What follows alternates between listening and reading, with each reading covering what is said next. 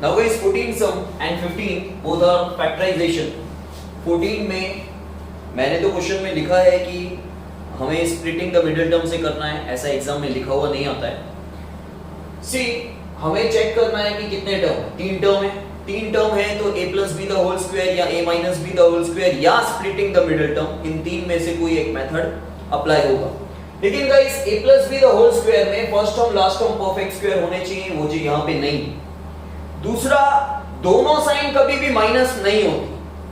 a plus B the whole square में दोनों plus की साइन होती है और a minus B the whole square में first sign minus second sign plus होती है, सेकंड साइन माइनस कहीं पे भी नहीं दिखती, तो वो तो अप्लाई होगा ही नहीं। बाकी बचा स्प्लिटिंग द मिडिल टर्म, क्योंकि गाइस अगर 3 टर्म वाला सम है और अगर a plus B the whole square से हो रहा है और स्प्लिटिंग द मिडिल टर्म दोनों से हो रहा है, तो आप कोई भी मेथड यूज कर सकते हो। ओके, सो गाइस यहाँ पे सबसे पहले तो आपको चेक करना है स्प्लिटिंग द मिडिल टर्म में कि क्या फर्स्ट टर्म में कोई कोएफिशिएंट है।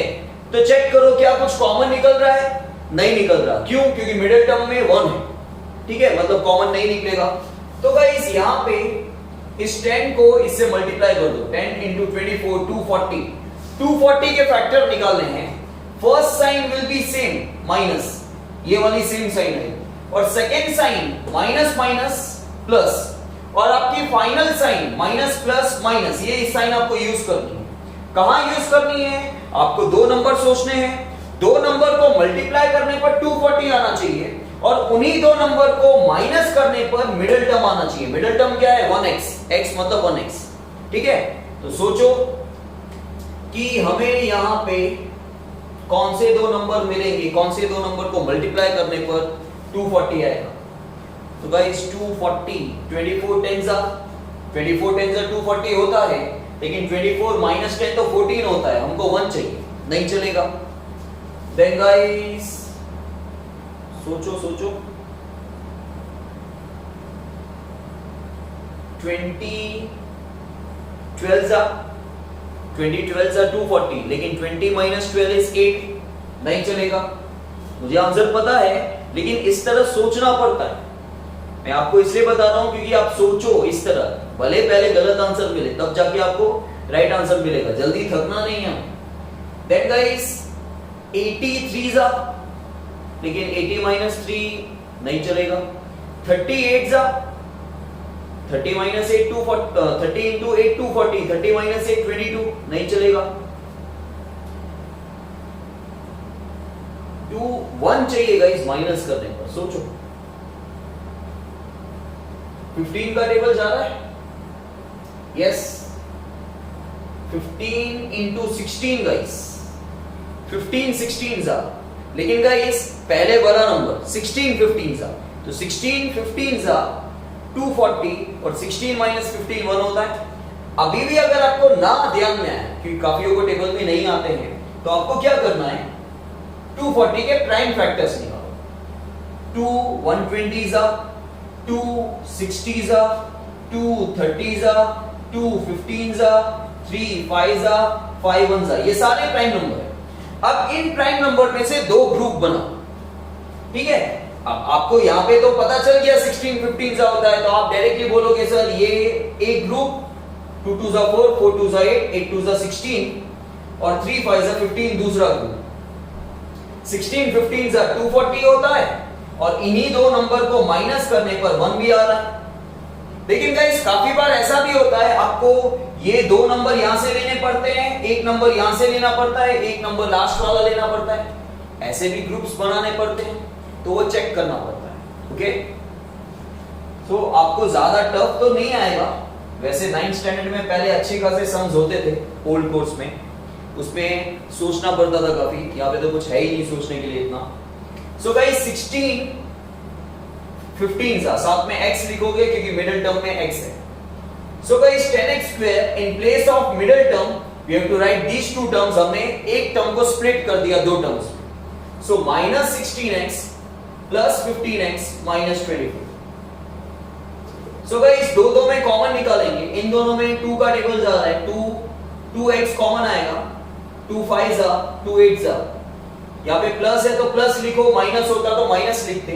इन दोनों में 3 का टेबल जा रहा है, 3 5 3 8 ये दोनों सेम आने चाहिए तो ही राइट है। So guys 5x minus 8 and 2x plus 3, this is your final answer.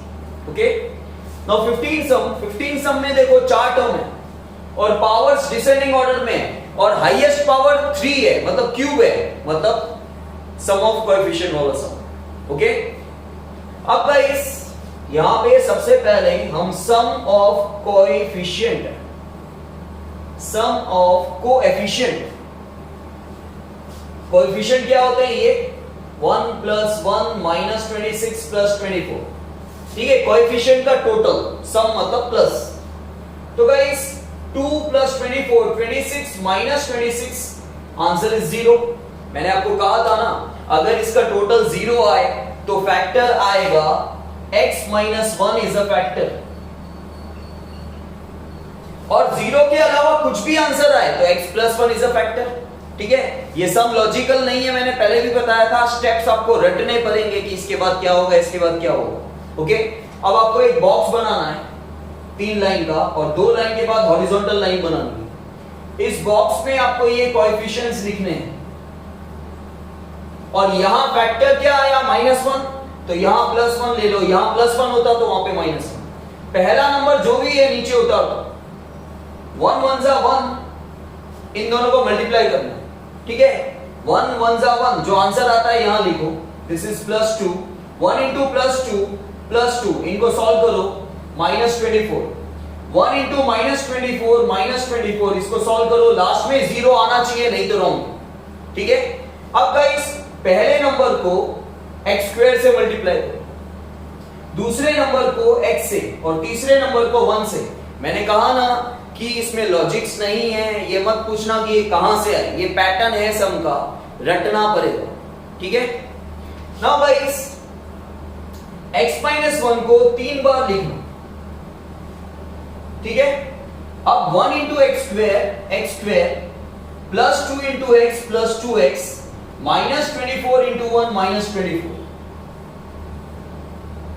Okay, इन तीनों में से कॉमन आएगा x - 1, क्या बच गया? x² plus 2x -24।